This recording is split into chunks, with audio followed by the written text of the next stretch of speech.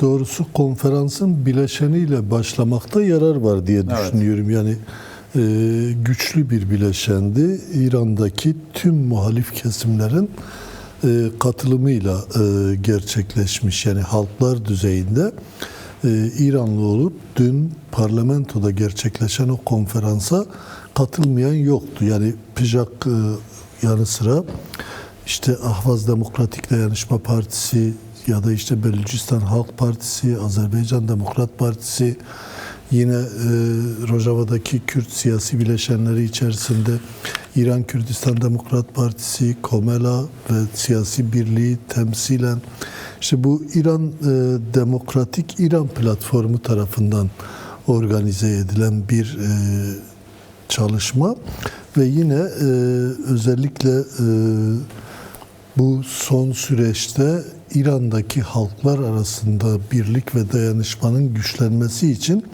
çalışma yürütenler de vardı. Örneğin İran Demokrat ve Federal Cumhuriyetçiler Kongresi böyle bir çalışma yürütüyor. Yani dün temsilcilerinden biriyle, Hasan Şeriat Medari ile de röportaj yaptık. Ayrıca özel görüşmelerim de oldu kendisiyle.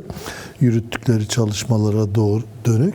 İran Özgürlük Kongresi vardı. Yani İran'daki neredeyse tüm muhalif kesimler vardı. Buna rağmen tabii gelmeyenler var mıydı? Elbet gelmeyenler de vardı.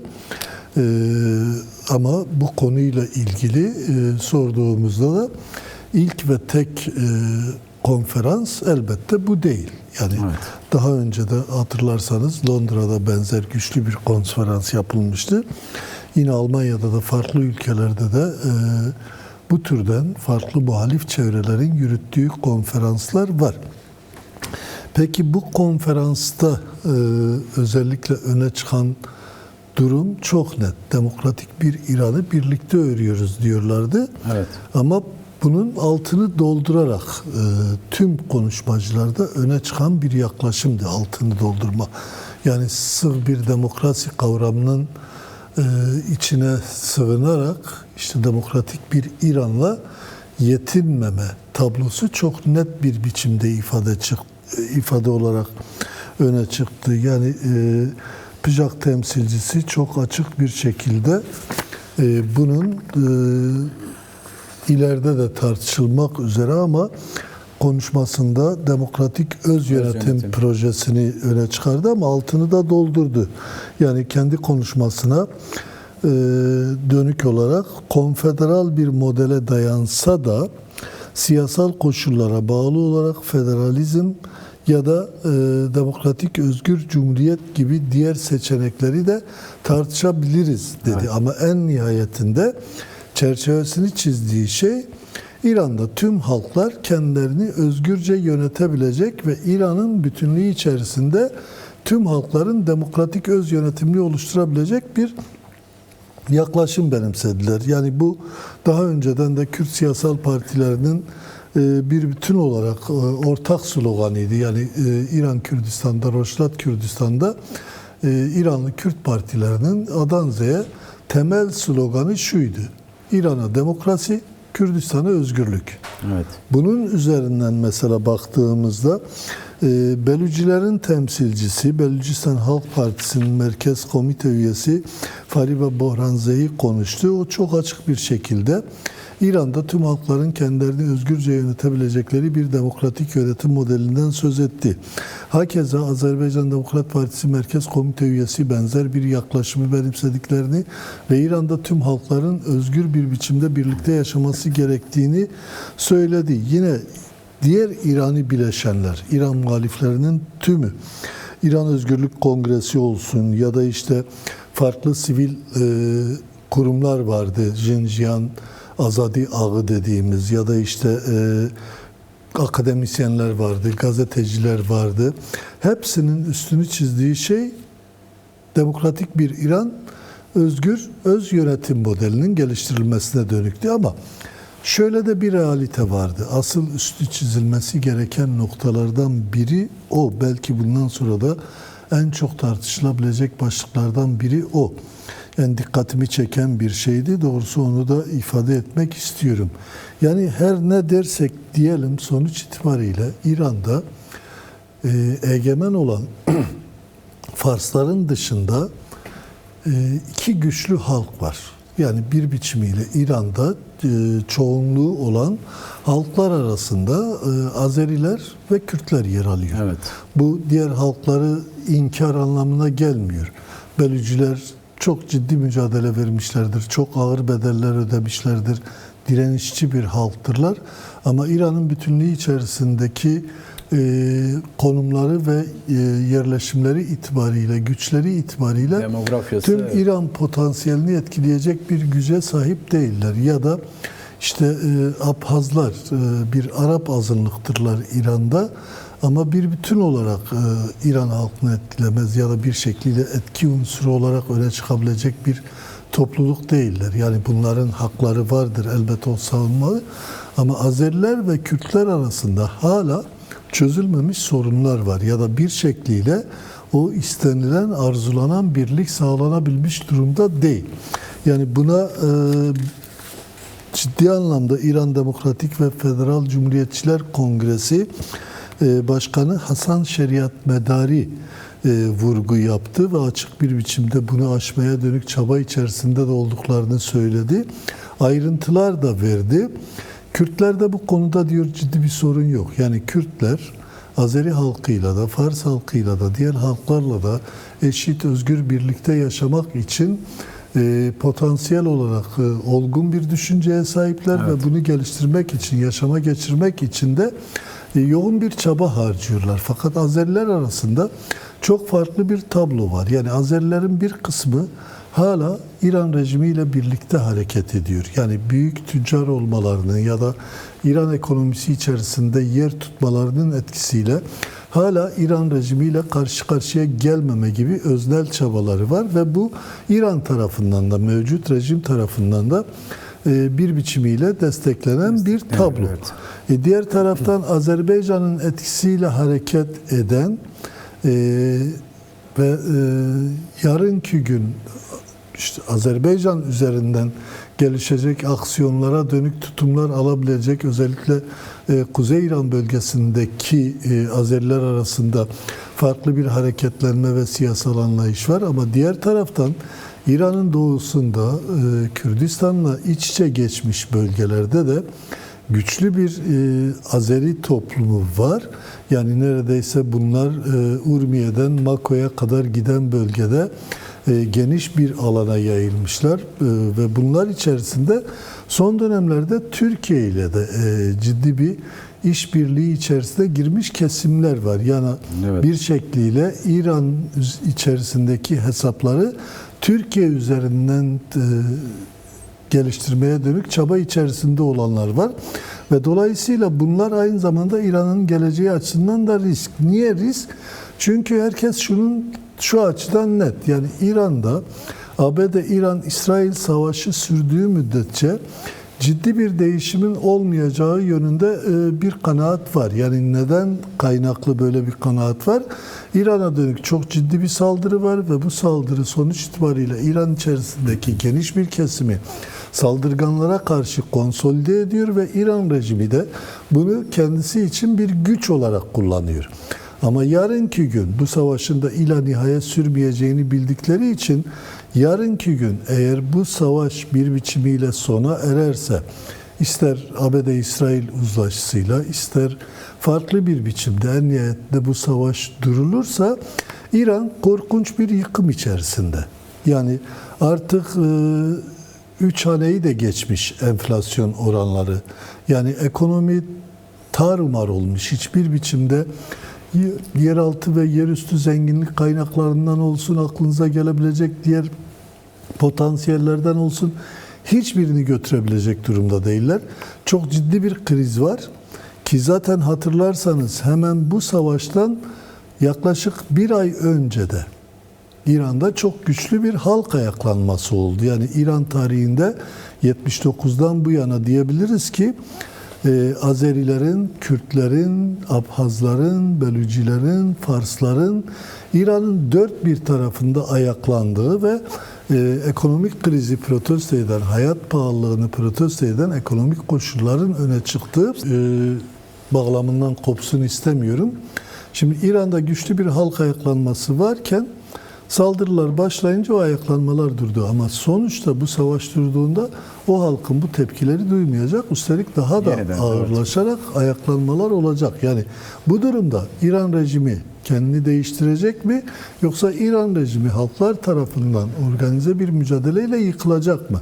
En çok tartışılan dünkü konferanstaki konulardan biri buydu.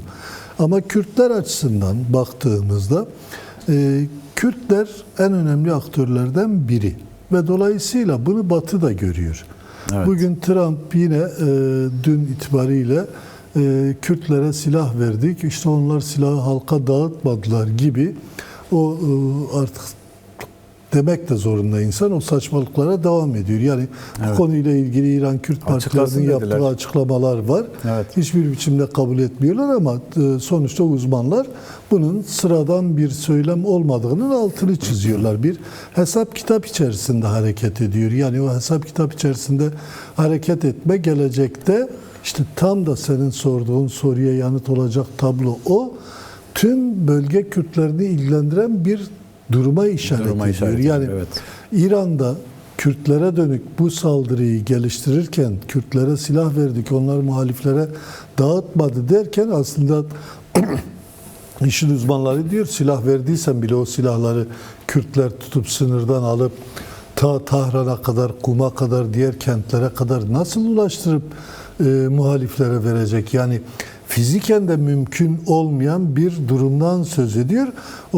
Dolayısıyla orada Tombarak'ın işaret ettiği bir noktaya geliyor. Yani Orta Doğu'da federalizm veya işte öz yönetim gibi modeller doğru değil. Orta Doğu'yu diktatörler yönetmeli. Yani diktatörler monarşilerle, evet. Diktatörlüklerle yönetmeli ve burada göz diktikleri temel yönetim modellerinden biri de Güney Kürdistan'daki federal olgu.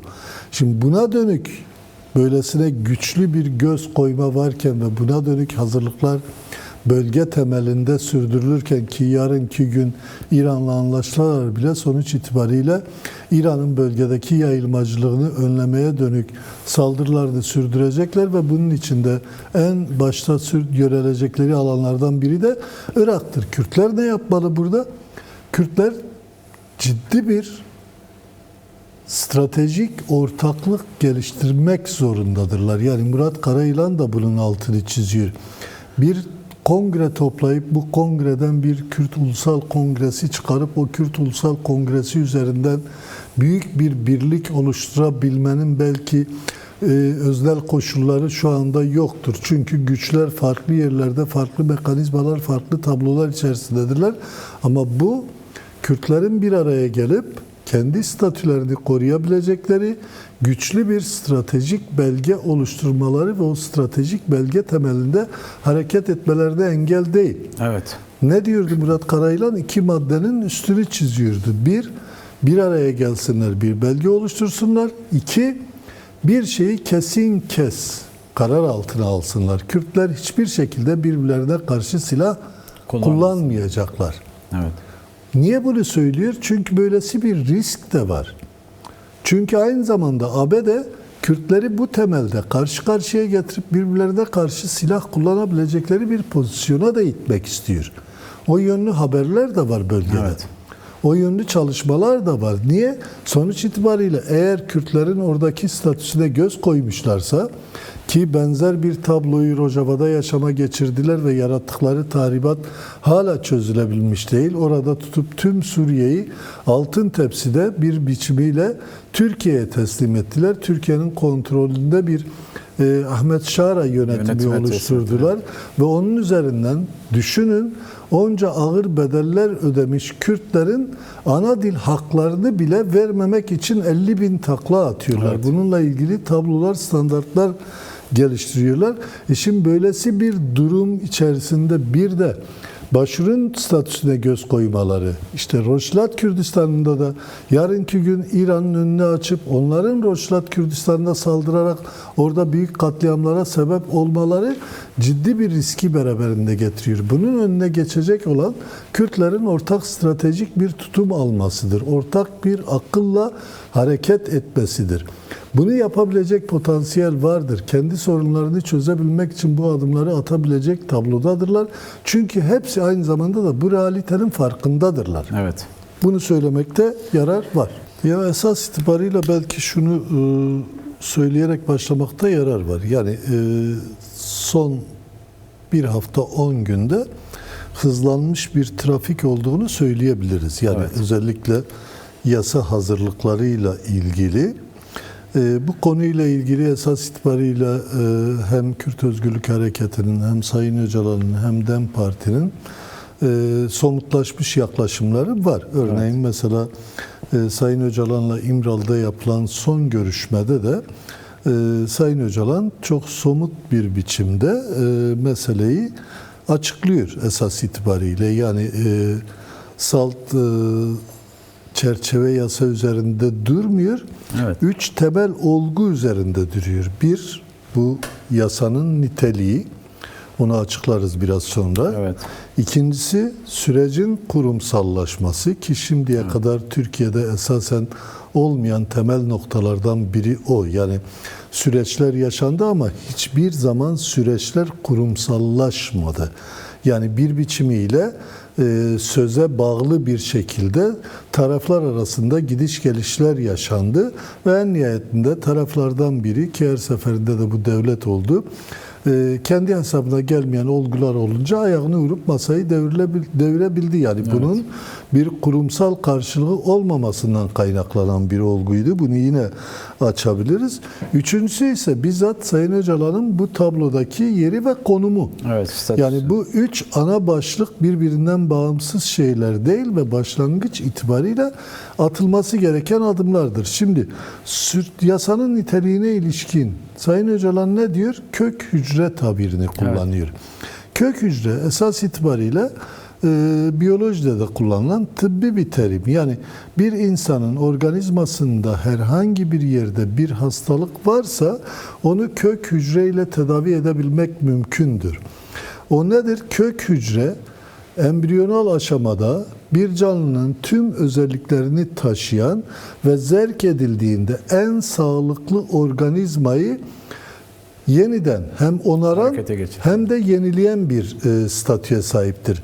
Sayın Öcalan da diyor ki bu yasa bir kök hücre gibi olmalıdır. Bu anlamıyla bir kök yasa olmalıdır. Yani niye? Sonuç itibariyle 1919'da bu cumhuriyet kurulduğunda daha doğrusu bu devletin tutup kuruluşuna dönük adım atıldığında net bir tablo çizildi. Erzurum Kongresi'nde de Sivas Kongresi'nde de bu devlet Kürtlerin ve Türklerin devleti olacaktır denildi. Ortak evet. Devleti olacaktır denildi. Ama 1924'te Lozan'la birlikte bu devlete kanser hücreleri zerk edildi. Kanserleşti. Ondan evet. Sonra da hem başka güçler, uluslararası güçler, bölge üzerinde emelleri olan devletler hem Türkiye içerisinde ırkçılık ve milliyetçiliği büyütenler bu kanserli hücreler üzerinde tepindiler. Bugüne kadar getirdiler. Kürtler bu direnişi, bu mücadeleyi vererek yok olmamaya direnirken onlar da ırkçılığı, milliyetçiliği büyüterek Kürtleri yok etmeye dönük bir tablo içerisine girdiler. Ama bugün realite değişmiş durumdadır. Eğer bu realite değişmiş ise işte bu 1924'te Lozan'la birlikte zerk edilen bu kanseri yok etmek için bir kök hücre tedavisi lazım. Kök hücre tedavisi bu çıkacak yasa olmalıdır. Yasa evet. Birinci anlamda en başat model olarak şiddetin son bulacağı bir tablo oluşturmalıdır. Evet. Bunun karşılığı olmalıdır. Yani devlet içerisinde hala birileri ya da bir biçimiyle Türkiye'de o pohpohlanmış ırkçılar bu yasayla esas itibarıyla işte onların deyimiyle söylüyorum. Teröristler serbest kalacak, özgür kalacak. Yok öyle bir şey. Sonuç itibariyle bu ülkede dağa çıkmış herkes devletin Kürtlere dönük uygulamalarının bir sonucu olarak dağa çıkmıştır. Evet. Siz o nedeni bu kök yasayla birlikte ortadan kaldırmaya dönük adım atmak zorundasınız. İkincisi, bu kök yasa süreci kurumsallaştırmalı. Yani bu sürecin kurumları oluşmalı. Bunu Devlet Bahçeli siyasi koordinatörlük olarak ifade etti. Bu siyasi koordinatörlük nasıl olacak? Elbet meclis de burada sorumluluk alacak. Evet. Sayın Öcalan da eğer bu siyasi koordinatörlük görevini üstlenecekse meclis içerisinde sürece destek veren tüm yapılarla birlikte bu koordinasyonu sağlayıp bir kurumsal statüye getirmeli. Yani sonuç itibariyle o kurumsal statü içerisinde yer almalı ve böylece üçüncü olan dediğimiz Sayın Öcalan'ın bir şekliyle bu sürecin içerisindeki baş müzakereci olarak rolünün ve statüsünün de oluşmasını beraberinde getirecek. Grubu bulunan partilerin de temsilcilerin de yer alması yönünde şeyler de tabii ki yani sonuç itibariyle bu işi meclis çözecek. Bu meclis çözecek. Meclis komisyon oluşturdu. Komisyon rapor hazırladı. Rapor hazırladıktan sonra şimdi o yasa çıkacak. Bundan sonra o rapor yasayla birlikte bu kez meclis yeniden bu süreci kontrol edip, denetleyip ilerletecek temel kurumlardan biridir. Evet. İşte o kök yasa, onun dışında onlarca yasayı da değiştirmeye dönük yeni adımların atılmasını da beraberinde getirecek. Ve en nihayetinde bu ne zaman olur, nasıl olur bilinmez ama bir anayasa yazımına ve anayasa değişikliğine doğru gidebilecek koşulları da beraberinde oluşturur. Şimdi bu Kürt hareketi açısından konuşulan ama devlet açısından sen de başlangıçta açarken dikkat çektin, söyledin. Hala somut bir şey yok. Yani örneğin mesela DEM Partililer, İmralı heyeti üyeleri de çok açık bir şekilde diyorlar. Defalarca görüşmüşüz ama henüz bize iktidar tarafından verilmiş bir taslak yok. Taslak yok, evet. Sadece kaba taslak ifade edilmiş bilgiler var. İşte 7-8 maddeden oluşacak bir taslaktan söz ediyorlar. Yine Erdoğan'ın ağzından duyduğumuz bir şey yok. Ama Erdoğan'ın yalanladığı bir şey de değil. Şimdiye kadar yalanlanmadı. Evet. Birçok basın kurumu yazdı işte. Erdoğan bu yasa meselesini meclis tatile girmeden önce çözün diyor. Ama diğer taraftan şöyle bir iddia da var. Yani bunu yayından önce de konuştuk seninle. Evet. Yasayı meclise getirin ama çıkarmayın. Çıkarmayın. Yasa belli olsun, görünsün. Zamana yayılsın. Zamana yayılsın, evet. Ama bu süre içerisinde PKK silahsızlanmayı yaşama geçirsin ve bunun ardından bu yasanın çıkışına dönük adımlar atılsın. Şimdi bu da garantisi olmayan bir şey. Yani evet. Bir anlamıyla tutup Kürt hareketini silahsızlandırıp onun üzerinden tutup böylesi bir adım atmaları da tüm bunlar iktidarın aynı zamanda güvensizlik yaymasının da temel nedenlerden biridir. Yani bu öyle bir şey ki toplumun bu sürece olan güvenini de, inancını da kırıyor. Murat Karayılan'ın dediği şu anlama gelmiyor. Biz silahlı mücadeleyi başlatacağız, yeniden silaha başvuracağız. Evet, gelmiyor. Bu çok net. Yani sonuç itibariyle bu sürecin başlamasıyla birlikte Sayın Öcalan da birçok kez açıkladı. Bunu teyit eden kongre kararı, çeşitli yani biçimlerde oldu. Türkiye'ye karşı. Silahlı mücadele meselesi bir stratejik karardır. Yani Kürtler silaha yeniden sarılmayacak. Ama bu kendilerine dönük saldırı olmadığı sürece, evet. Bir savunma zorunluluğu olmadığı müddetçe, yani bir öz savunma modeline sahip olacak Kürtler. Bu işte bu kök yasa ileri dönemde belki onu da tamamlayacak bir çalışma evet. içerisinde olacak. Ama burada asıl itibariyle herkesin dikkat çektiği şey şu: AKP bu süreci kendi iktidarı lehine kullanmaya dönük yaklaşımlardan vazgeçmiyor. Yoksa mesela benzer bir yaklaşımı iktidarın diğer bir ortağı MHP'de göremiyorsunuz. Hatta MHP bu Butlan kararıyla birlikte bir biçimiyle AKP'nin uygulamalarda karşıtlık da geliştirmeye başlamış durumda. Evet. Ve dolayısıyla bu tablo içerisinde AKP'nin geliştirdiği tutumun Türkiye'nin lehine olmadığının da altını çizmeye başlayan söylemler oradan çıkmaya başladı. Şimdi burada AKP iktidardaki 24 yıllık gücünü konsolide ederek Türkiye'yi başka bir noktaya mı götürmek istiyor? Bu sadece Kürtler için risk değil ki. Türkiye Bu herkes için risktir ve dolayısıyla böyle bir tabloyu vurguluya belirtmek lazım. Bununla ilgili eğer oyunlara başvuracaklarsa böylesi bir güvensizliğin yayıldığı ortamda gerilla yani onca yıl dağdadır keyfinden oraya çıkmadı ki. Sonuç itibariyle sen de dediğin gibi Kürtlere dönük baskı ve zulüm nedeniyle o dağlara çıktılar. Ve bugün o zulümler son bulmayacaksa gelip nerede ne yapacaklar? Yani siz onların tamamen tüm güvencesini sağlamak zorundasınız.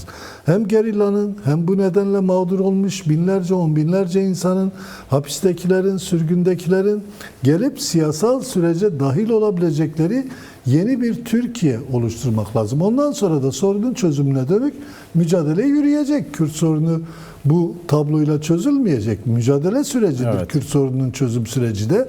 O süreç zaten durmayacak. Yani bir biçimiyle artık bundan sonra Kürt sorununun kalıcı çözümüne dönük adımlar ise Kürt halkının bütünüyle birlikte bir bütün olarak bir mücadele süreci sonrasında çözümü için ilerlenecek. Yani zamanımız yok, açamıyorum çok ama sonuçta esas olması gereken bunlardır. Peki.